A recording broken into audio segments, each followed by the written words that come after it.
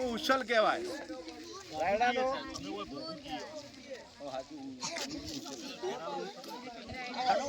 હવે તમારા બોયની ભાષામાં ભોભું અને અમારા મેવાડા ભાષામાં દૂર આ બે ભાષા ખબર પડે મને રાયડાનો દૂર કહેવાય અને તમારા એની ભાષામાં ભોભું ખારી ના આવે ખારી ચણા ના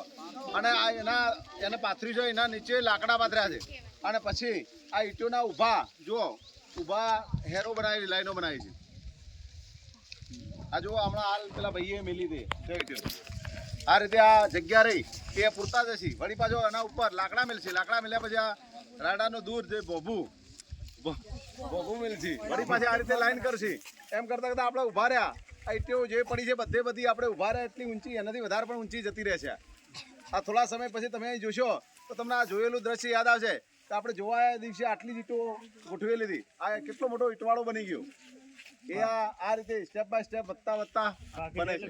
આટલું જ બાકી છે ને હું તો ખડકવાનું તમે આ ટોટલ ખડકાઈ જાય બરાબર અંદર આ ગોઠવી દીધું પાછા ઉપર શું કરો છો બરાબર સૌથી ઉપરનું સૌથી પાકી ઈંટો કાચી અને પછી તમે હળગાવો એક સાઈડથી એટલે કોરે મોરેથી હળગાવો એક સાઈડ કોરે મોરેથી અલગ અલગ જગ્યાએથી હળગાવો અને એ હળગતું આગળ જાય બરાબર એટલે તમે જ્યારે આ ઈંટવાળો ખાલી કરો એક વખત પાકી જાય ઉપરનો ભાગ ખોલો પાકી જાય એટલે ત્યાંથી લેવાનું ચાલુ કરો અને વચ્ચે અંદર પાકવાની પ્રક્રિયા ચાલુ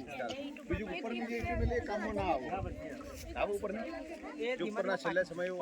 તમે આ ભાઈ મારી